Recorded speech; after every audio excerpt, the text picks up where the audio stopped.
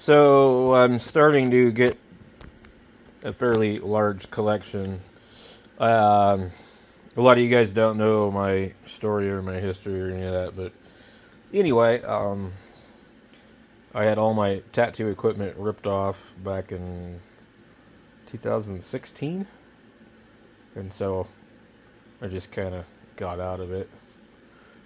Um, I had stuff that I had bought that wasn't off of Amazon or eBay. It was, I some machines that I'd paid, over $100 for and stuff like that, and power supplies that I'd paid over $100 for, and I was kind of pissed off about it. So, but anyway, um, I think it was this particular tattoo power supply.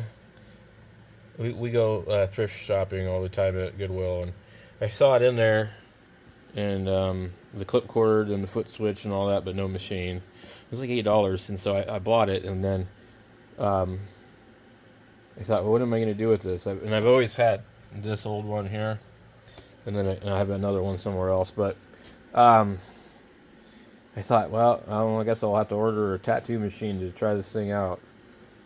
Maybe I'll fix up some of my own work or something, or whatever. So anyway, so I started buying stuff on Amazon, and then I started to find out about the tattoo pens, because I don't think that. I mean, they've had rotaries for a long time, but I think basically it was like the Dragonfly type of machines, and the ones with the pull down the bar, and they're kind of square shaped. They go like that, It's got like an armature bar. But I don't remember any pens when I stopped tattooing. So I started to buy those, and the first one I bought was this one. And it's actually really kind of noisy, if you ask me. Let me plug it in real fast. So 6 volts. About 9 what I like to line with. So it's pretty noisy. And I bought it because I thought that it was a copy of a Dragon Hawk Atom. I noticed that there was many other ones that looked like it, and also it had in the picture, if I can do this, it showed a detant ball, but this one didn't have one. So anyway, I contacted the company and said, hey, look, here's the picture. There shows a ball in there, but mine doesn't have one. And he said, okay, return it to Amazon. And I'm like, no, I want what I ordered. And because I got it like a pretty good deal. The kit was like $27 or something. And so they didn't want to do anything. So that was my first experience of Wormhole. I kind of argued with them back and forth a little bit. And then I contacted Amazon, and Amazon was like, well, that's unacceptable. So they just said, you know what, go ahead and keep it. We're going to just give you your money back because, the seller said that they were going to change their picture. They finally did, but they were advertising something that they weren't. It was, it just, this thing here, you got to put a rubber ring in between it to keep it from spinning. It doesn't stay where you put it. It'll just sit here and move as you're tattooing, and then your needle will, the depth will change. So anyway, that was the first rotary I bought. But the first actual machines that I bought to check out this power supply was a kit that came with these, and I actually did pretty good. It came from that Pedoi company. They're like affiliated with Wormhole. They're very short, like 25, 24 millimeter coils. But the frame is cast iron. Coils are copper. And they just hit pretty good. So, it's a good liner. And then, over here, you have the shader version of it. Same thing.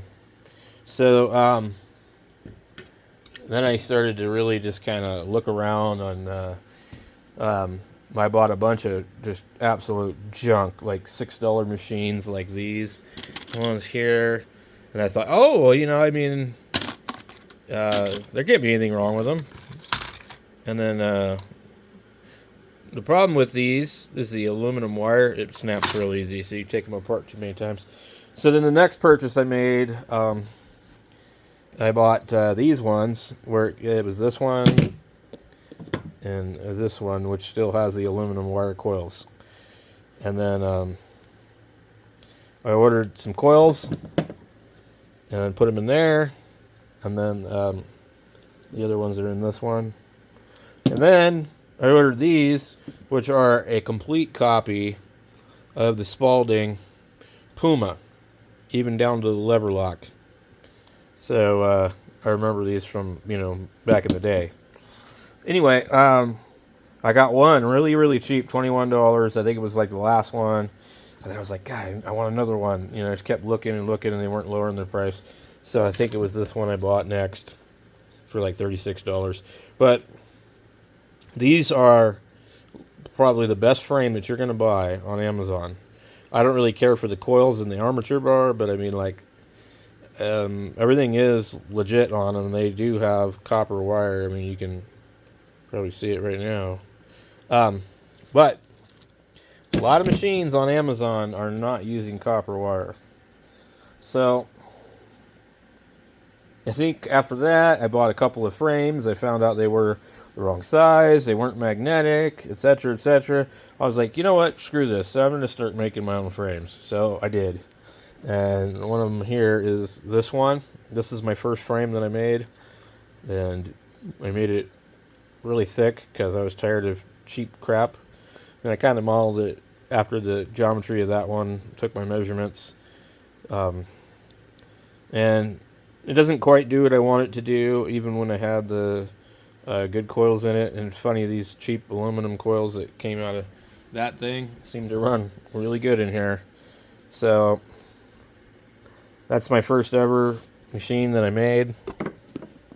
The second one is this one. And I made it a little bit more adjustable. These are the coils out of one of these, this one here.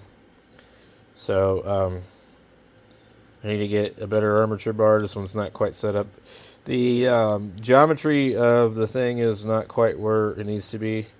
But I just haven't had time to mess with it. But it works, and it's kind of... this one started out with a steel stock that you can go buy, whereas the other one actually I did it the hard way. I've got a bunch of steel, and I cut it into sections like this, and then cut it up and welded it and did all that. I've got a lot of welding equipment, so no big deal there. But it's a lot of work to make your own frame and do all that stuff. And if you screw up anything, you're going to have problems. I think that's why I didn't finish this one. This is some thinner stock. And what you do is you take the stock and you put it on top of itself a couple of times and then weld it. And then you got to grind it smooth. It's just kind of a pain. But, I mean... if we were left to our own devices, and I could make my own machines, I could make my own armature bars, I could make my own ink, The only thing I don't have laying around here is spring steel. Used to be the guys would take apart old wind-up clocks and stuff and get the spring steel out of it. I don't know where to get it from now. I think maybe it used to be the baling strap wire was spring steel, but anyway, pretty much everything on a coil machine can be manufactured. These guys cut their own cores and they wind their own thing. This is another experiment I tried. I took the aluminum wire off of some coils and I put my own hand scrambled wire, which I think might be a little too small, on there. And then I wrapped the hell out of it. It worked okay. What I'll probably do is finish this machine and put these coils on it and just hang it on the wall for looks or something. But anyway, so moving forward, I ordered some more kits and tried a few other things, and I ended up with a kit that came with this one here. some short coils and a yoke, and kind of halfway decent feel to it. It definitely seems to run pretty good. And then it would come with this one here, which, believe it or not, actually runs well, but it has aluminum coil wire. And so the company sent me another kit, which was really nice, so that I could have two of these. Oops.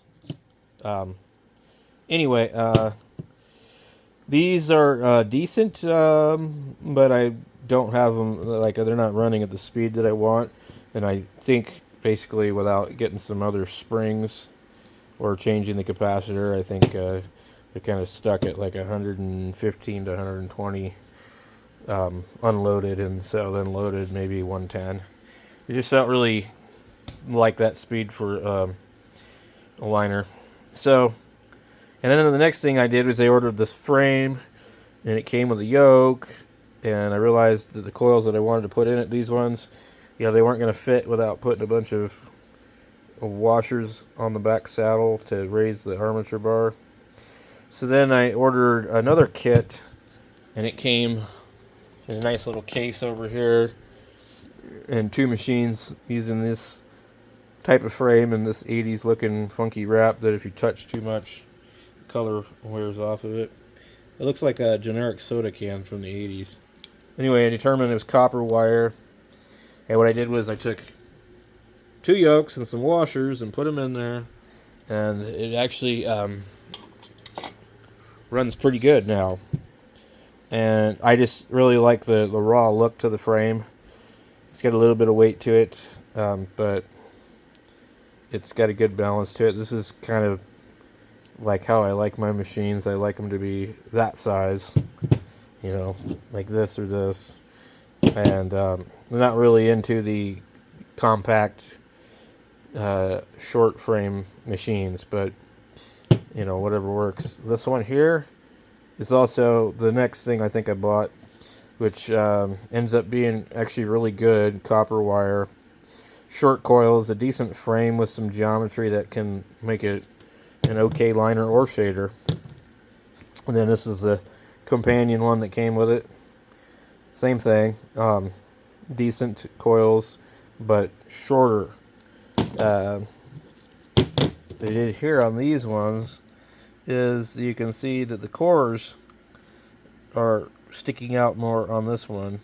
So the bobbin itself is shorter, and so there's less wraps. This is probably 6 or 8 wraps, I guess, if this was a 10. But in reality, it might be more like 4, and this is more like 6. So they're $25 on Amazon for the kit, and they seem to be pretty good. I thought so. So, and then the next thing I bought was I bought this guy here, and these were pretty popular, different versions of them back when I quit tattooing, and they're really nice because they show you, your volts, the duty, and the speed. So like right here, where were we? Okay.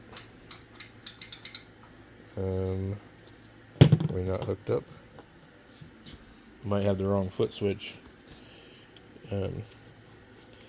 Pedal.